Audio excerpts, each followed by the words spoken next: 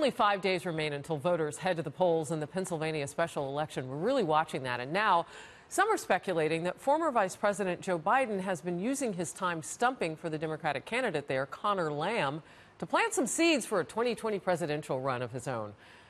Former Vice President Joe Biden slammed President Trump during a campaign rally in the Keystone State Tuesday. Watch it. If we do nothing in terms of cutting programs, if we just keep things as they are, America's going to go flat bankrupt over the next 10 years. Not a joke.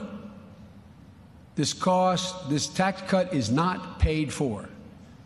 But they have a way to pay for it. They're going to cut Social Security and Medicare. They've announced it. Well, meanwhile, New York Magazine is reporting that Joe Biden is the only potential candidate the Trump team is worried about defeating in 2020. Really? President Trump's daughter-in-law and Trump for President senior advisor Lara Trump joins me now. Hey, Harris. Good to see you. Thank Joe you. Biden? Well, it's interesting that they said that. That's news to me. I didn't know that was the only thing we're worried about. Listen, Joe Biden has been living off the swamp for 5 decades now, and if that is the person that the Democrats want to run, that they think the American people wants, then I wish them a lot of luck with that. So as you look ahead at this campaign, you've got the president going to stump for Rick Saccone down in Pennsylvania. Yeah. You've got Joe Biden there this week, and he's promising to go back. I mean, this could be something that we see kind of play out across the country, the president versus whomever the Democrats send in. Yeah. I guess it's going to be Joe Biden. Well, I mean, that's sort of all they have. Who do they have on the Democrat side? They have no message. They have no real leader. Hillary they have Clinton no great says she'll candidate. help out. Well, we saw how that went in 2016. I don't know that she would be the person that I would want representing me if I were a Democrat running for something right now. Normally, we don't talk a whole lot about special elections, but we have been recently. We saw one in Alabama, and now we've got this one coming up on Tuesday in Pennsylvania. Why is this so important, and what is the Trump team looking ahead at Tuesday kind of doing to help out? Well, listen, I think anything when you're talking about the midterms is important because we have to keep a majority in the House and the Senate. And if we want the president's agenda to move forward, we need strong Republicans that are going to stand behind him. And whether that's in a special election or whether you're talking about November, it's really important that people understand their vote counts in this election just as much as it did during the presidential election, and they need to get out and they need to vote. You know, there are going to be challenges ahead.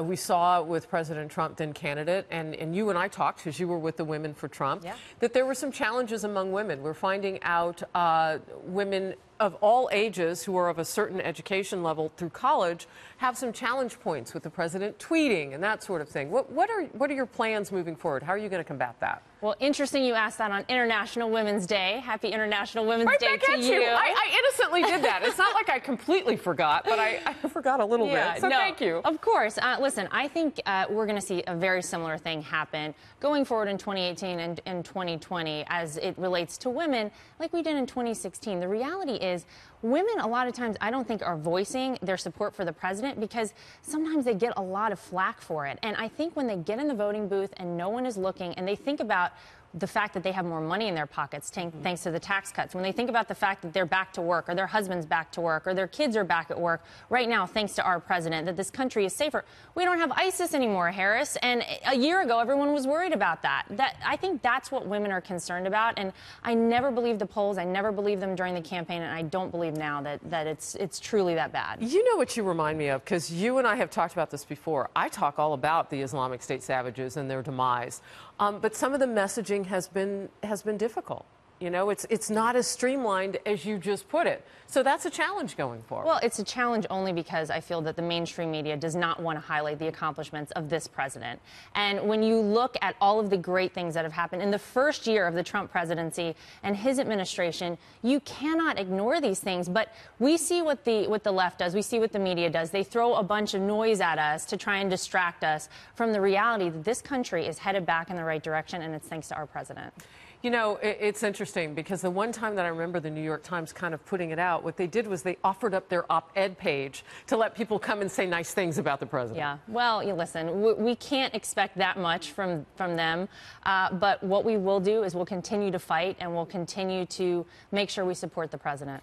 What will be sort of fresh and new as we move forward? I mean, you saw this president announce he's running again almost a year and a half before other presidents have done it, looking back in history. Well, he is not a traditional candidate. This is a businessman who wanted to go to Washington, D.C. to drain the swamp because he was sick and tired of politicians, as we all were, all talk, no action, not getting anything done for this country. And listen, the real 2020 strategy is just go based off what the president is doing. He's doing a great job marketing himself to be the president for another 4 years. It's almost though in some instances those who support him have said that he's had to do that. Because, I mean, really, when you kind of look at where he was with the establishment even a year ago, it was, well, we'll sit out and wait and see. Yeah, well, listen, he doesn't really care what people say, the way that they try and push him in what direction they think he should be going. He's going to do what he knows is right for this country. And that means that sometimes it's unpopular with certain people. That means that, you know, maybe he's out on his own, on a branch of his own doing I'm thinking things. of the NRA right now. I know he's had a couple of meetings, but today he's meeting with video game experts, and they're going to talk about what impacts that may have on our younger generations in terms of violence. But we had on Senator Lamar Alexander, who says, I'm not going to be deterred by putting forth some measures to make schools safer and with guns in mind and all of that, just because the other party, the Democrats, now have decided that they aren't going to come along. Last thought from you. Well, I just want to encourage everyone on Tuesday in Pennsylvania, get out and vote. And as we, like I said, as we lead into the midterms in November in 2018 here, it's so important. Your vote counts as much now as it did during the presidential election. All right. A big voice in the campaign last time and next time. Say the best to your husband and your new baby. So gorgeous. Thank Good to see you. you. Thank you, Laura.